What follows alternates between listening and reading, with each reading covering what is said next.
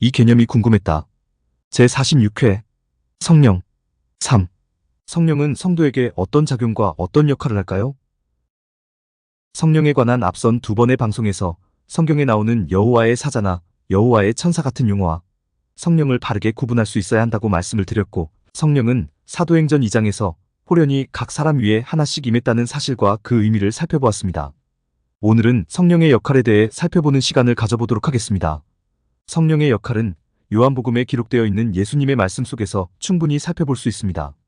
우선 예수님은 요한복음 14장 26절 보혜사 곧 아버지께서 내 이름으로 보내실 성령, 그가 너희에게 모든 것을 가르치고 내가 너희에게 말한 모든 것을 생각나게 하리라라고 말씀하십니다. 보내실 성령입니다. 즉 하나님께서 성령을 보내주신다고 예수님께서 말씀하시고 계십니다. 이 지점에서 한번 여쭈어 보겠습니다. 사람 중에 성령을 보내달라고 하나님께 기도를 한 사람이 있겠습니까? 없겠습니까? 없습니다. 사람 중에 성령을 보내달라고 하나님께 요청한 사람이 있겠습니까? 없겠습니까? 없습니다. 사람 중에 그런 사람은 아무도 없습니다. 왜 없습니까? 그 이유는 아주 간단합니다. 사람은 죄인이기 때문입니다. 사람은 죄에 사로잡혀 있는 죄인이기에 성령이 있는지도 모르고 자신에게 성령이 필요하다는 것도 전혀 느끼지 못합니다. 그런데 하나님께서 성령을 보내실 것이라고 예수님은 말씀하십니다. 하나님께서 왜 성령을 보내주시겠습니까? 그 이유 역시 아주 간단합니다.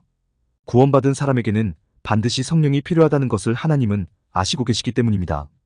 그렇습니다. 사람은 성령의 필요성을 전혀 느끼지 못하지만, 그래서 기도도 간구도 하지 않지만 하나님은 사람에게 반드시 성령이 필요하다는 것을 아시고 성령을 보내주시는 것입니다. 거저, 공짜로, 무료로 성령을 보내주시는 것입니다. 사람은 거저, 공짜로, 무료로 하나님께서 보내신 성령을 받기만 하면 되는 것입니다.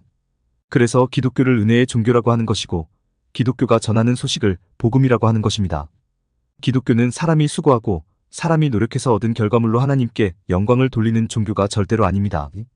기독교는 사람이 수고하고 사람이 노력한 만큼 하나님으로부터 그 삭슬 받는 종교가 절대로 아닙니다. 기독교는 영광을 돌리는 종교가 아니라, 기독교는 삭슬 받는 종교가 아니라 하나님으로부터 벌써 은혜를 받은 종교입니다. 또 지금도 하나님으로부터 은혜를 받고 있는 종교이고, 또 앞으로도 하나님으로부터 은혜를 받을 종교입니다.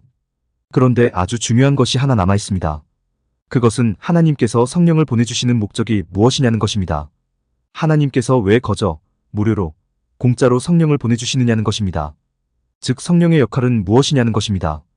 예수님께서 성령의 역할이 무엇이라고 말씀하시고 계십니까? 요한복음 14장 25절 그가 너희에게 모든 것을 가르치고 내가 너희에게 말한 모든 것을 생각나게 하리라라고 말씀하시고 계십니다. 그렇습니다. 하나님께서 하나님을 가르치고 하나님의 말씀을 기억할 수 있도록 해주시기 위해 성령을 보내시는 것입니다. 로또 번호를 알려주셔서 사람을 부자로 만드시기 위해 성령을 보내시는 게 아닙니다. 어떻게 해야 건강하게 살 수 있고 어떻게 해야 장수할 수 있는지 알려주시기 위해 성령을 보내시는 게 아닙니다. 어떻게 해야 행복한 죽음을 맞이할 수 있는지 알려주시기 위해 성령을 보내시는 게 아닙니다. 하나님을 가르치고 하나님의 말씀을 기억할 수 있도록 해주시기 위해 신이신 하나님께서 사람에게 성령을 보내시는 것입니다. 이것이 기독교와 타 종교 사이에 존재하는 어마어마한 차이입니다. 일반적으로 타 종교는 구도의 종교, 즉 사람이 도를 구하는 모습의 형태로 존재합니다. 왜 그렇습니까? 타 종교의 신은 자신에 대해서 모든 것을 일체 비밀로 하고 있기 때문입니다. 타 종교의 신은 자신이 어떤 존재인지, 자신이 어떤 역할을 하는지, 자신이 어떤 뜻과 어떤 계획을 가지고 있는지 사람에게 일체 알려주지를 않습니다. 신이 알려주지 않기에 사람 스스로 알아낼 수밖에 없습니다. 따라서 타 종교는 수행의 종교, 즉 사람이 도를 구하기 위해 수행을 해야만 하는 형태로 존재할 수밖에 없습니다. 그래서 타 종교는 신의 뜻, 신의 계획, 신의 의지를 알아내기 위해 수행을 하고 고행을 하는 것입니다. 깊은 산중에 들어가 매일매일 목욕제계하며 수행을 하고 금식을 하고 자기 몸에 채찍질을 가하는 고행을 하는 것입니다. 또 진리라고 생각하는 것을 찾아 먼 길을 떠나는 순례자의 길을 나서는 것입니다. 그러나 기독교는 구도의 길을 걸을 필요가 없습니다. 기독교는 수행의 길을 걸을 필요가 없습니다. 기독교는 순례의 길을 떠날 필요가 없습니다. 왜냐하면 기독교의 하나님은 성경을 통해 이미 자신을 밝히 드러내셨고 이미 자신을 밝히 알리셨기 때문입니다. 또 성령을 보내주셔서 하나님께서 밝히 드러내시고 밝히 알리신 것을 기억나게 하시고 그 의미를 가르쳐 주시기 때문입니다. 기독교와 타 종교 사이에는 정말로 엄청난 차이가 존재하고 있는 것입니다. 그런데 아직도 잘 이해가 가지 않는 것이 있습니다. 그것은 꼭 하나님께서 보내주신 성령을 받아야만 하나님의 말씀을 기억해낼 수 있고 하나님의 말씀을 깨달을 수 있고 하나님의 말씀을 배울 수 있느냐는 것입니다. 성령을 받지 않으면 하나님의 말씀을 기억해낼 수도 없고 깨달을 수도 없고 배울 수도 없느냐는 것입니다. 여러분은 어떻게 생각하십니까? 성령을 꼭 받아야만 됩니까? 받지 않아도 됩니까? 성령을 꼭 받아야만 됩니다. 사람이 죄인이라는 것을 절대로 잊으시면 안 됩니다. 죄인이 어떤 존재입니까? 죄인은 하나님의 심정과 마음, 하나님의 성품과 속성, 하나님의 가치와 원리를 모두 잃어버린 존재입니다. 오직 죄의 심정과 마음, 죄의 성품과 속성, 죄의 가치와 원리만을 품고 있는 존재입니다. 이런 존재가 하나님의 수준과 하나님의 차원을 이해하는 게 가능하겠습니까? 가능하지 않겠습니까? 가능하지 않습니다. 절대로 가능하지 않습니다. 이 문제를 하나님께서 해결해 주시는 것입니다. 하나님께서 사람에게 성령을 보내셔서 하나님의 영을 소유하게 하시는 것입니다. 그 하나님의 영이 사람에게 하나님을 가르치고 하나님의 말씀과 하나님의 행동을 모두 기억나게 하는 것입니다. 그 하나님의 영이 하나님의 심정과 마음, 하나님의 성품과 속성, 하나님의 가치와 원리를 회복하게 돕는 것입니다. 그 증거를 사도행전에서 확인할 수 있습니다. 사도행전 2장에 보면 성령이 임하는 장면과 성령을 받은 베드로가 오순절 설교를 하는 장면이 기록되어 있습니다. 또 사도행전 3장에 베드로와 요한이 성전에서 날 때부터 못 걷는 사람을 걸을 수 있게 하는 장면과 베드로가 솔로몬 행각에서 설교하는 장면이 기록되어 있습니다. 또 사도행전 4장에 베드로와 요한이 공회에서 오히려 유대교 관리들을 가르치는 장면이 기록되어 있습니다. 일일이 내용을 살펴보지는 않겠지만 그 내용들이 참으로 멋집니다. 표현 하나하나가 참으로 고급스럽습니다. 복음서에 나오던 베드로가 맞는지 의심이 들 지경입니다. 베드로가 어떻게 이렇게 변할 수 있었습니까? 로마와의 해방전쟁에서 결코 예수님을 죽지 않도록 하겠다고 큰 소리만 뻥뻥 쳤던 베드로입니다. 재판장에서 예수님을 3번이나 부인했던 베드로입니다. 예수님이 죽으시자 거들떠보지도 않고 갈릴리로 돌아가 물고기를 잡던 베드로입니다. 그럼 베드로가 어떻게 이렇게 변할 수 있었습니까? 그 이유는 아주 간단합니다. 사도행전 2장에서 베드로에게 성령이 임했기 때문입니다.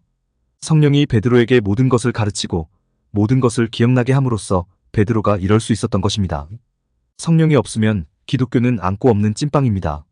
성령이 없으면 기독교는 오아시스 없는 사막입니다. 성령이 없으면 기독교는 떡 없는 떡볶이고 속 없는 만두이고 맥주 없는 치킨입니다. 이처럼 성령은 중요한 존재입니다. 그런 성령이 지금 여러분 안에 거하시고 있는 가운데 여러분께서 온전하게 살아갈 수 있도록 여러분을 돕고 계시는 것입니다. 그런데 아직도 한 가지 풀리지 않는 의문이 있습니다. 그 의문은 예수님께서 분명히 성령이 모든 것을 가르치고 기억나게 하신다고 말씀하셨는데 나는 기억나는 것이 별로 없다는 것입니다. 내가 가르침을 받고 있는지 받고 있지 않는지 잘 모르겠다는 것입니다. 성령을 받은 베드로는 하루아침에 달라져서 담대하게 유창하게 하나님을 선포하는데 나는 별로 달라진 것 같지 않다는 것입니다. 그래서 나는 과연 성령을 받았는지 받지 않았는지 자꾸 의심이 든다는 것입니다. 왜 그럴까요? 그 이유는 아주 간단합니다. 우리 안에 기억날 거리가 없기 때문입니다. 우리 안에 가르칠 거리가 없기 때문입니다. 아무리 성령이라고 할지라도 우리 안에 기억날 거리가 있어야 기억나게 할 수 있고 아무리 성령이라고 할지라도 우리 안에 가르칠 거리가 있어야 가르칠 수 있는 것입니다. 우리 안이 텅텅 비어 있으면 성령도 어쩔 수 없는 것입니다. 다시 말해 성령이 기억나게 하고 성령이 가르치게 하려면 우리가 우리 안에 최소한의 거리를 채워 넣어 두어야 한다는 것입니다. 열이 있으면 성령이 열 하나를 기억나게 하고 깨닫게 할 수는 있습니다. 100이 있으면 성령이 120을 기억나게 하고 깨닫게 할 수는 있습니다. 1000이 있으면 성령이 1500을 기억나게 하고 깨닫게 할 수는 있습니다. 만이 있으면 성령이 2만을 기억나게 하고 깨닫게 할 수는 있습니다. 그러나 아무것도 없으면 성령도 도리가 없습니다. 아무것도 없으면 성령도 기억나게 하고 깨닫게 할 수 없습니다. 여기서 질문입니다. 성령이 기억나게 하고 깨닫도록 하는 최소한의 거리를 마련하기 위해서 우리가 해야 하는 일은 무엇일까요? 보기를 드려보겠습니다. 1번 기도를 한다. 2번 찬양을 한다. 3번 금식을 한다. 4번 헌금을 한다. 5번 성경을 읽는다. 정답이 몇 번입니까? 정답은 5번입니다. 성경을 읽어야 합니다. 성경을 많이 읽으면 성령이 많은 것을 기억나게 하고 많은 것을 깨닫게 합니다. 성경을 조금 읽으면 성령도 조금만 기억나게 하고 조금만 깨닫게 합니다.